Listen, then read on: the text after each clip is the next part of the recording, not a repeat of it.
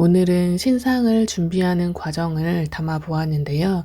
이번 신상은 완제품이 아니라 DIY 키트를 만들어 보았습니다. 먼저 도안은 PPT로 이렇게 만들어 보았어요. 처음에는 이렇게 하나로 만들었다가 도안을 자르기가 불편할 것 같아서 나중에는 중앙에 원을 밖으로 꺼내 주었습니다. 이제 샘플을 만들어 보는데요. 이건 제가 지금 판매 중인 티코스터를 만들 때 썼던 도안입니다. 크기는 이거랑 똑같이 맞추었어요. 처음에는 뒤집기 창구멍을 4cm로 만들었었거든요. 마지막에 공그르기 하는 구간을 좀 작게 해주려고 4cm로 만들었는데 나중에 보시면 아시겠지만 뒤집을 때 조금 좁은 듯 해서 6cm로 변경하게 됩니다. DIY 키트를 만들어 보려고 했을 때 도안을 일러스트로 작업해야 하는 건가 싶어서 키트를 도전하지 못하고 있었거든요. 그런데 챗GPT랑 얘기하면서 PPT로 만들 수 있다는 걸 알게 돼서 이렇게 한번 만들어 보게 되었어요. 가위로 3가지 도형을 모두 잘라 주었고요. 먼저 원단을 겉면이 마주보도록 접어서 네모 도안을 올려주고 열펜으로 그려줍니다. 때는 원단의 정중앙으로 네모 도안을 놓고 그려줘서 창구멍을 제외한 4면을 모두 바느질 해주는 걸로 테스트를 해봤거든요. 이것도 제가 나중에는 원단에 접힌 면을 활용해서 3면만 바느질 하도록 또 수정을 하게 됩니다. 일단 이렇게 원단 2장을 시침핀으로 고정해서 바느질을 해주는데요. 박음질이랑 홈질 중에서 박음질이 더 튼튼하겠지만 홈질로도 충분할 것 같아서 초보자한테는 더 쉬운 홈질로 바느질을 해보았어요.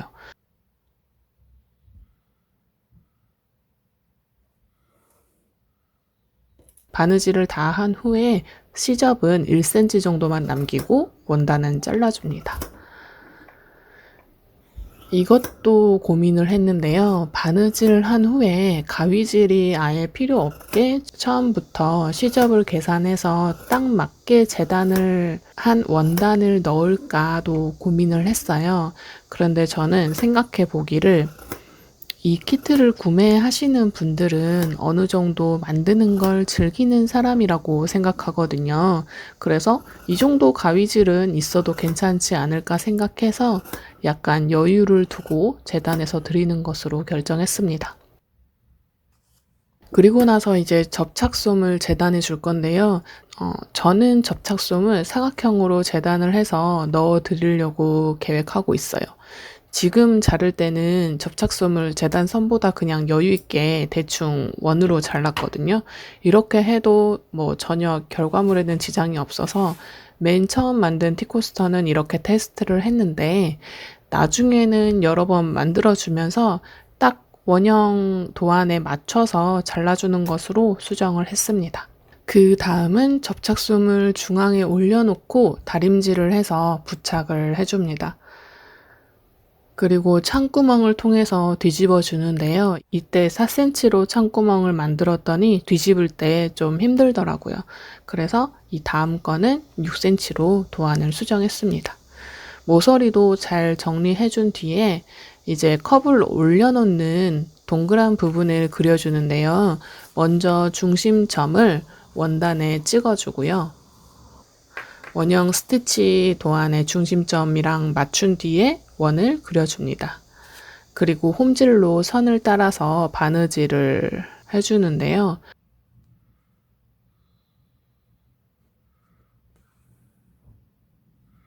마무리는 바깥에서 매듭을 지어준 뒤에 바늘을 원단 안쪽으로 통과시켜서 실을 잘라주었습니다. 이것도 계속 만들면서 원단 안쪽에서 매듭을 짓는 것도 해보았는데요. 왕초보이시라면 원단 바깥에서 매듭을 지어도 결과물에는 큰 차이는 없을 것 같아요. 이제 창구멍을 통해서 솜을 넣어주고요. 고객 입장에서 만들어 본다고 생각하고 테스트하는 거라서 도구 사용은 안 하고 손으로 넣어보고 있어요. 솜을 다 넣고 공구르기로 마감을 해주면 이게 끝입니다. 마지막도 매듭을 지어주고 바늘을 원단 안쪽으로 넣어서 통과시켜 준 뒤에 실을 잘라줘서 나머지 실은 안 보이게 마무리를 해줍니다. 그리고 나서 솜을 좀 더 균일하게 퍼지도록 잘 만져주고 열펜으로 그린 부분은 다리미질을 해서 없애줍니다. 그럼 이렇게 완성이 된답니다. 괜찮지 않나요? 이제 키트에 넣어줄 부자재들을 구매를 해봤는데요. 생각보다 이것저것 필요한 게 많더라고요. 부자재들 구매를 하면서 제가 필요한 것들도 좀 사보았습니다. 노루발은 상침용 노루발도 종류별로 구매를 해봤는데 상침 간격을 까먹을까봐 네임펜으로 노루발에 좀 적어두었어요. 이 핀셋은 고급이라고 해서 사봤는데요. 미싱 할 때 원단을 잡아주는 용도로 핀셋을 주로 쓰는데 쓰던 핀셋이 바늘에 한번 박혀서 구부러졌거든요. 그래서 새로운 걸 구매를 해봤습니다. 이거는 핀셋이 구부러지고 나서 다이소에서 네일용 집게를 사봤는데요. 이거는 힘이 조금 부족하긴 하더라고요. 새로 산 집게가 확실히 힘이 있고 잘 잡히기는 해요. 그런데 끝이 너무 뾰족해서 원단 잡을 때 좀 원단에 걸리더라고요. 일단은 샀으니까 이거를 앞으로 사용하긴 해야 할 것 같습니다. 바늘을 키트에 어떤 걸로 넣을지가 너무 고민돼서 바늘 종류를 좀 여러 가지를 사봤거든요. 두께가 두꺼운 거, 얇은 거, 길이가 긴 거랑 조금 짧은 거, 종류별로 좀 구매를 해봤어요. 길이 차이는 크게 없는데 한 세트에 2,000원 정도라서 여러 개 구매를 해봤습니다. 이거는 리갈 손바늘인데요. 8호랑 9호를 구매했고 9호가 더 작은 건데 저는 이 바늘들을 하나씩 돌아가면서 다 써봤거든요. 이 리갈 9호 바늘이 제일 원단에 부드럽게 들어가기도 해서 힘이 좀 덜 들어서 괜찮더라고요. 그래서 저는 이걸로 결정을 했습니다. 실은 제가 사용하는 코아사로 소분을 해서 넣어드려야 할 것 같아서 소분용 보빈도 구매했습니다. 시침핀은 원단마다 대비되는 색상을 넣어드리는 게 낫나 싶기도 해서 색상이 섞여 있는 시침핀으로 주문해 보았습니다. 두 번째 만들어 볼 때는 주문했던 바늘로 테스트를 해보려고 하는데요. 뒤집기 창구멍 크기를 6cm로 늘리고 만들어 보겠습니다. 그리고 원단이 접힌 부분으로 모서리 한쪽을 맞추고 테두리를 그려줘 보았어요. 이렇게 하면 바느질 범위가 조금 줄어들기 때문에 이번에는 이렇게 재단을 해보았는데요. 결론부터 말씀드리면 만족입니다. 이렇게 만들어도 결과물이 예쁘게 잘 나오더라고요. 바늘은 리갈 손바늘 9호로 먼저 해보았고요. 실 색상 까먹을까봐 영상에 같이 이렇게 찍어두면서 촬영했습니다. 그리고 만들면서 어떻게 하면 좀 더 잘 이해되고 정확하게 설명을 드릴 수 있을까 생각하면서 만들었는데요. 원형 스티치 가이드 선을 그릴 때는 중앙에 원을 그려야 해서 중심점을 찾아야 하는데 이 중심점은 양쪽 대각선을 접어서 만나는 점을 중심점으로 하시라고 할 생각입니다. 그리고 원형 스티치 도안의 중심점을 이렇게 접어서 잘라내서 중심 부분에 올려놓고 그리실 수 있도록 안내할 예정이에요. 이렇게 좀 더 쉽고 정확하게 하실 수 있는 방법들을 고민하면서 만들었습니다. 나머지는 아까와 동일하게 만들어서 이렇게 완성이 되었습니다.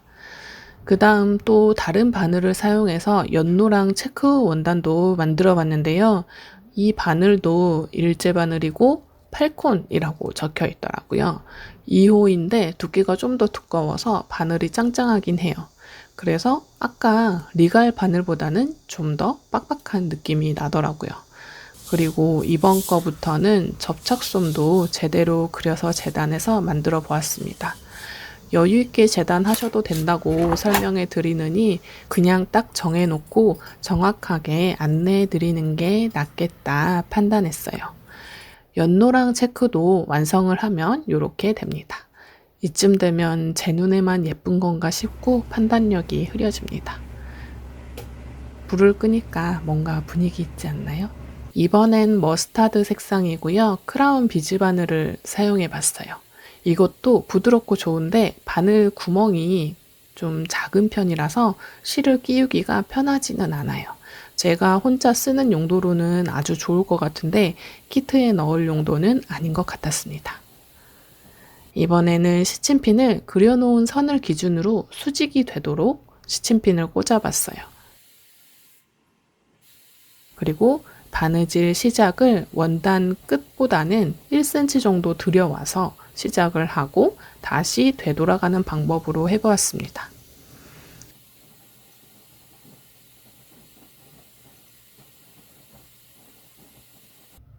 머스타드 색상도 예쁘게 만들어졌어요.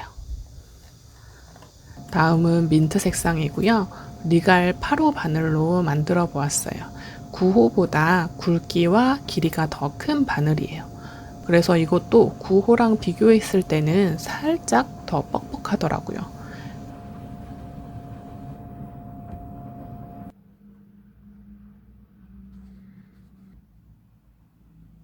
마지막 블랙 체크를 만들 때는 다시 리갈 9호 바늘을 사용해 봤습니다.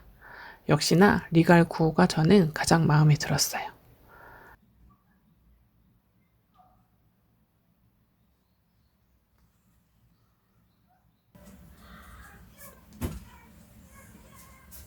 우와, 잘 만들었다. 엄청 많이 만들었네.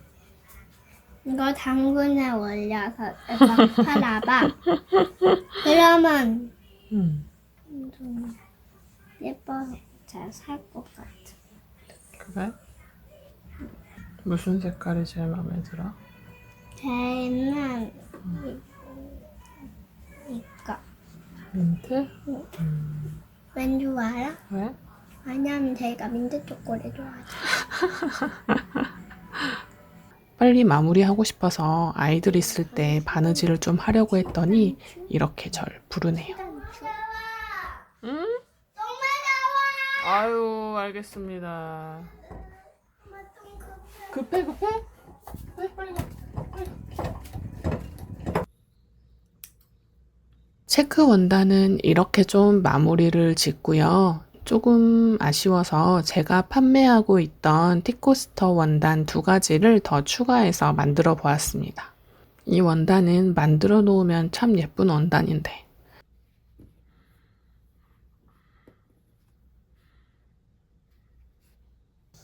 그리고 마지막으로 이 원단도 제 스토어에서 판매하고 있는 티코스터의 원단인데요. 이건 만들 때 이 체크 부분을 잘 맞추면서 만들어야 결과물이 더 예뻐서 이걸 어떻게 과정 설명을 드려야 하나 고민되는 부분이긴 합니다.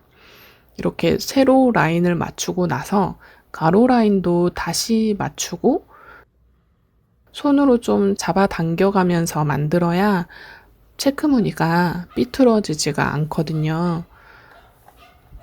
그래서 이 원단을 넣을지 말지는 좀 고민이 됩니다. 설명이 복잡해지면 어렵다고 느끼셔서 흥미가 떨어질 수도 있을 것 같아서요. 가로, 세로 라인만 잘 맞추면 그 다음은 동일하긴 한데 고민이 됩니다. 이 원단도 완성하고 나면 이렇게 된답니다. 어쨌든 이렇게 해서 샘플을 모두 만들어 보았고요. 1층인 저희 집에서 그나마 볕이 잘 드는 곳에 놓고 찍어 보았습니다. 전 다 마음에 들어요. 나중에 한번 키트로 저희 딸이랑 둘이 만들어 봐야겠어요. 저는 사실 이 키트를 만들 때 저의 어릴 때 기억을 떠올렸거든요. 너무 바느질을 좋아해서 인형옷 만드는 거 너무 좋아하고 그랬었는데 그때 제가 이런 키트를 선물 받는다면 얼마나 좋을까 하는 그런 생각을 하면서 만들었습니다. 다음 주에는 스토어에 이 키트를 업로드 해야 할 것 같은데 과정 영상을 찍고 QR도 만들어야 되니까 생각보다 좀 과정이 오래 걸릴 것도 같아서 과정 동영상을 좀 틈틈이 찍어 두어야 할 것 같아요. 다음 영상에서 또 이어서 보여드리도록 하겠습니다. 시청해주셔서 진심으로 감사드립니다. 트리진이었습니다.